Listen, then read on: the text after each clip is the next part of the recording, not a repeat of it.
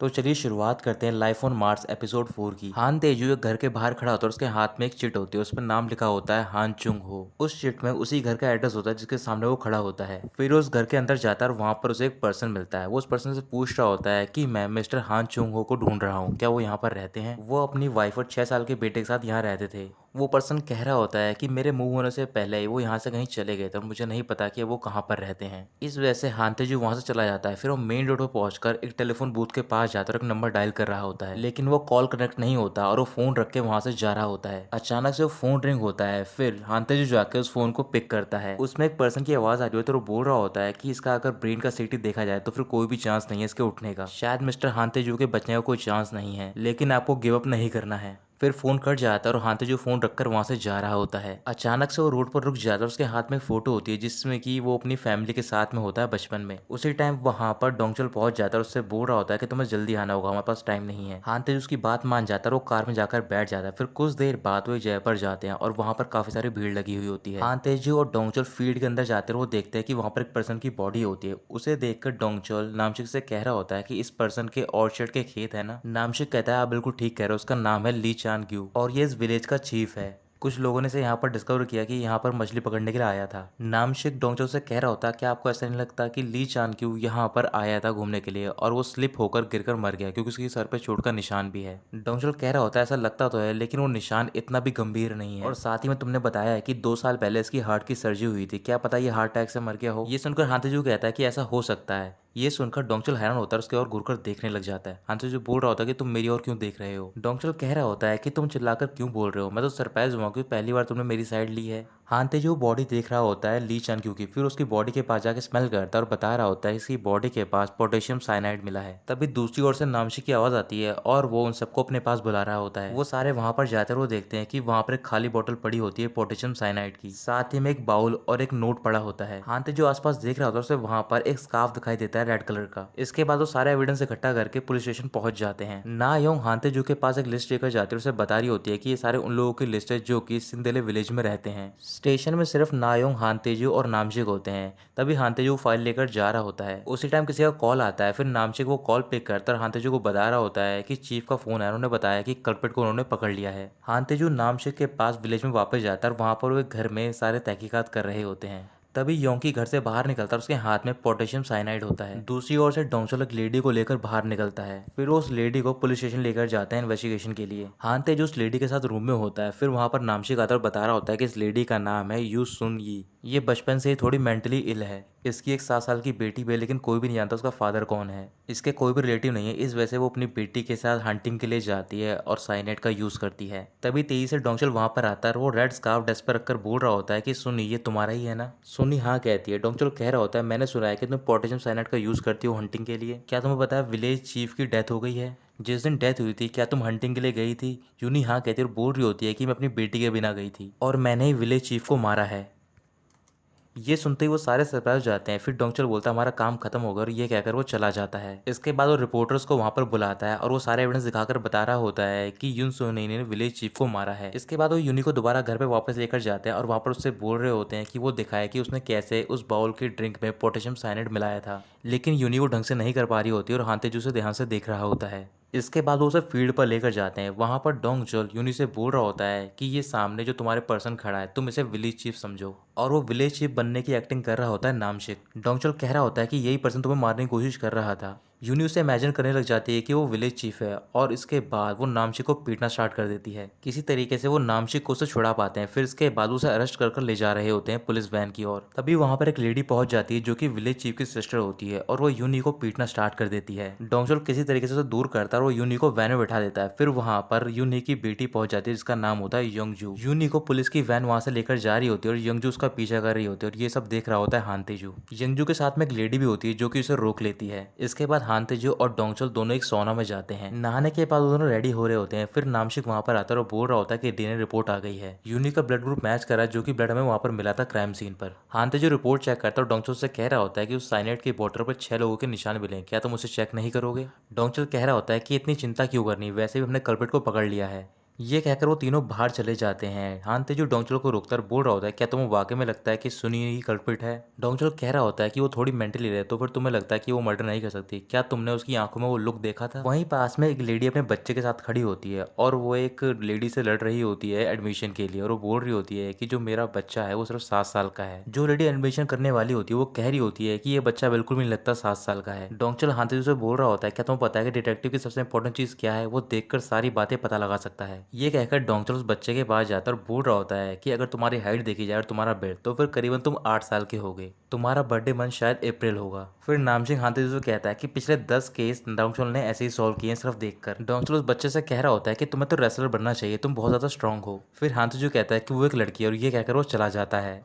उस लड़की की मॉम को गुस्सा आ रहा होता है और वो डोंगचल की तरफ देखने लग जाती है। फिर डोंगचल उनसे माफी मांगता है और वहां से चला जाता है। इसके बाद वो सारे स्टेशन पहुंचते हैं। वहां पर डोंगचल फॉरेंसिक डॉक्टर से बात करता और बोल रहा होता है कि हमें रिपोर्ट चाहिए, हमें ये केस जल्द से जल्द बंद करना है। डॉक्टर कह रहा होता है कि मुझे अभी एक और टेस्ट करना है। ये सुनकर डोंगचल हानतेजू को फोन देता है। जब हानतेजू बात कर रहा होता है उसे पता चलता है कि ली चानक्यो की बॉडी में सिर्फ 1 ग्राम ही मिला होता है पोटेशियम साइनाइड। ये सुनने के बाद वो फोन रख देता है। फिर डोंगचल बोल रहा होता है कि अब तुम्हें कौन सा टेस्ट करना है? हानतेजू कह रहा होता है मुझे सिर्फ एक और दिन चाहिए। योंकी कह रहा होता है कि सब कुछ तो प्रूव हो चुका है, अब तुम्हें और क्या टेस्ट करना? और वैसे ही प्रोसिक्यूशन का कॉल आया था, वो इसे लेने के लिए आने वाले हैं। डोंगचल कह रहा होता है कि तुम उन्हें कॉल कर दो, वो इसे आज ही ले जा सकते हैं। डोंगचल प्रोसिक्यूशन ऑफिस में कॉल कर रहा होता है, लेकिन हान तेजू बार बार उसे कॉल को कट कर दे रहा होता है। डोंगचल परेशान होकर कहता है कि इससे क्या होगा? हान तेजू बोलता है कि शायद कल्प्रिट चेंज हो सकता है। इसके बाद हान तेजू डोंगचल को अपने साथ लेकर क्राइम सीन पर लेकर जाता है। वो फील्ड से लेकर क्राइम सीन तक पहुंचने तक का टाइम रिकॉर्ड करता है। क्राइम सीन में पहुंचने के बाद हान तेजू बोल रहा होता है कि यहाँ पर हमें ली चानक्यो की बॉडी मिली थी,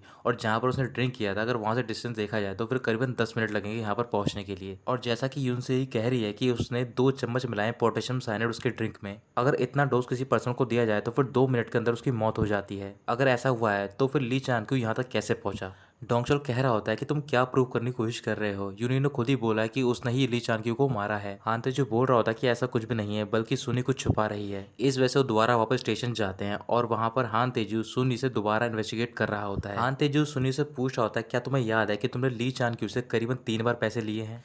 सुनी को कुछ भी याद नहीं आता। हान तेजू बोल रहा होता है कि जब इसे ये याद नहीं कि इसने कितने पैसे लिए तो फिर ये कैसे मर्डर कर सकती है। इस वजह से वो दोबारा उस विलेज में जाते हैं और वहां पर जितने भी विलेजर रह रहे होते हैं वो उन सबके एक एक करके फिंगरप्रिंट ले रहे होते हैं। हान तेजू और यूना फिंगरप्रिंट लेने के बाद एक जगह पर आकर बैठ जाते हैं और वो काफी थक गए होते हैं। तभी ली चानक्यो कहता है कि मेरे पास एक तरीका है जिससे कि हम पता लगा सकते हैं कि वो फिंगरप्रिंट किसके होंगे। ली चानक्यो ने मरने से पहले किमची खाई थी, और वो सीन पे जो हमें किमची मिली थी हम उसका टेस्ट कर सकते हैं। फिर हम सारे घर में जाके किमची का टेस्ट करेंगे और जिसका टेस्ट उससे मिल जाएगा वही कल्प्रिट होगा। ये सुनकर योंकी नामची को पीटना स्टार्ट कर देता है। बोल रहा होता है कि तुम्हारे दिमाग में क्या भरा रहता है?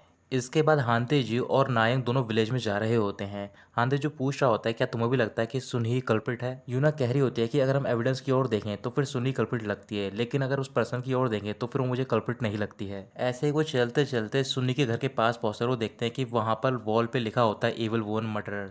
ये देखकर वो घर के अंदर जाते हैं। हान तेजू एक रूम के अंदर जाता है और वहां पर उसे शोर सुनाई देता है। जैसे ही वो डोर ओपन करता है वहां पर डोंगचल किमची टेस्ट कर रहा होता है। फिर हान तेजू पूछ रहा होता है कि तुम यहाँ पर क्या कर रहे हो? डोंगचल जल्दी से किमची रखता है और बोल रहा होता है कि मैं एविडेंस खोज रहा हूँ।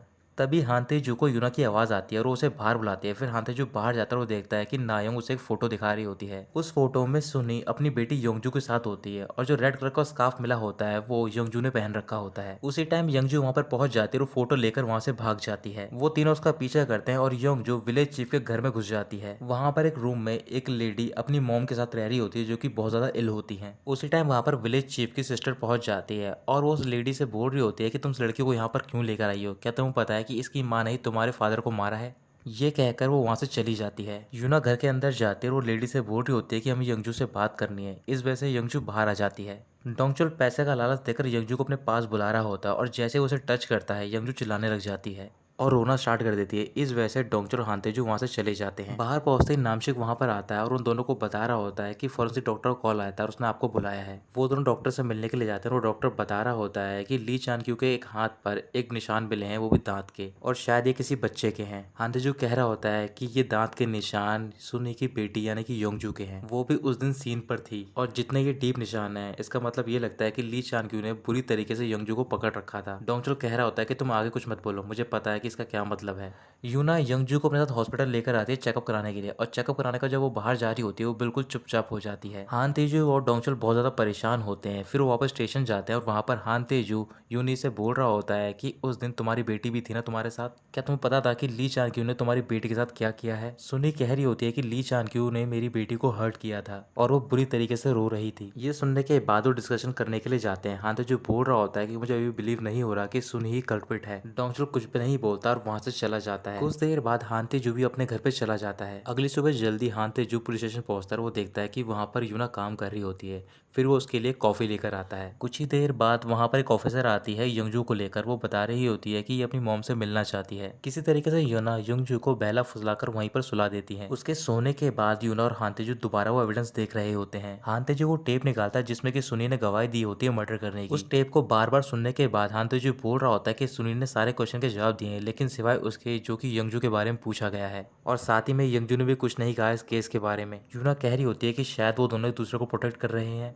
तभी अचानक से उन्हें शोर सुनाई देता है क्योंकि पुलिस स्टेशन के बाहर प्रोसिक्यूशन टीम आ गई होती है और वो सुनी को अपने साथ लेकर जा रही होती है। लेकिन वहां पर यंगजू होती है और बुरी तरीके से चिल्ला रही होती है। हान तेजू बाहर आता है और डोंगचुल से बोल रहा होता है कि शायद सुनी कुछ छुपा रही है, आपको इसे रोकना होगा। ऐसे ही वो दोनों लड़ना स्टार्ट कर देते हैं। तभी यंगजू चिल्लाकर बोलती है कि मेरी मॉम ने उन्हें नहीं मारा है, बल्कि ये सब आंट ने मुझसे करवाया है। आंट ने ही मुझसे वो ड्रिंक देने को कहा था विलेज चीफ को। ये सुनने के बाद डोंगचुल प्रोसिक्यूशन टीम को उसे ले जाने से रोक देता है। फिर वो सुनी को दोबारा पुलिस स्टेशन लेकर जाते हैं। सुनी उन्हें बता रही होती है कि जो विलेज चीफ था वो बार बार मेरी बेटी को हर्ट करता था और साथ ही मुझसे पैसे देने की कोशिश करता था। इस वजह से मैं पैसे लौटाने के लिए गई थी, लेकिन वो दोबारा मेरी बेटी को उठाकर ले गया और मैं उसे बचाने के लिए गई। तभी हमारे बीच में थोड़ी सी झड़प हुई। किसी तरीके से मैं अपनी बेटी के साथ वहां से भागने में कामयाब हो गई, लेकिन विलेज चीफ हमारा पीछा कर रहा था और ऐसे ही पीछा करते दौरान अचानक से वो जमीन पर गिर पड़ता है। हान तेजू सारी बात समझ जाता है। फिर वो डोंगचुल से कह रहा होता है कि सुनी को लगा था कि उसकी बेटी की वजह से विलेज चीफ की मौत हुई है, इस वजह से उसने इल्जाम अपने ऊपर ले लिया, और यंगजू को भी ऐसा ही लग रहा था। डोंगचुल कह रहा होता है कि ये बात तो समझ आ गई, लेकिन वो आंट कौन है जिसने कि इसे ड्रिंक दिया था। यूना बता रही होती है कि उस लेडी का नाम है ली सोंजा और वो ली चानक्यू की बेटी है। इसके बाद वो सारे विलेज चीफ के घर पे जाते हैं, लेकिन वहां पर उसकी बेटी ली सोंजा नहीं होती है। फिर ली चानक्यू की सिस्टर बाहर आती है और वो बोल रही होती है कि अगर तुम ली सोंजा को ढूंढ रहे हो तो फिर वो वहां से चली गई है। वो अपनी मॉम के साथ दूसरे अपार्टमेंट में चली गई है रहने के लिए। फिर हान तेजू और डोंगचुल उसका एड्रेस लेते हैं और वहाँ पर उस अपार्टमेंट में जाते हैं। अपार्टमेंट में पहुंचने के बाद जब वो अंदर पहुंचते हैं तो फिर वहाँ पर उन्हें पोटेशियम साइनाइड मिलता है। फिर वो पास के एक रूम में जाते हैं और वहाँ पर उन्हें बहुत गंदी स्मेल आ रही होती है। हान तेजू एक कवर्ड ओपन करता है और उसमें उन्हें एक डेड बॉडी मिलती है। वो बॉडी बुरी तरीके से डिकम्पोज हो चुकी होती है। इसके बाद वहाँ पर पुलिस की टीम आती है और साथ ही में फोरेंसिक डॉक्टर की भी टीम, और वो उस बॉडी को लेकर जा रही होती है। योंकी भी आसपास पता कर रहा होता है। फिर वो डोंगचुल को आगे बता रहा होता है कि जिसकी हमें डेड बॉडी मिली है वो उसका हस्बैंड है, लेकिन काफी टाइम से नेबर्स ने उसके हस्बैंड को नहीं देखा था क्योंकि उसे पैरालाइज हो गया था। इस वजह से उन्हें लग रहा था कि वो ज़्यादा चलता फिरता नहीं है।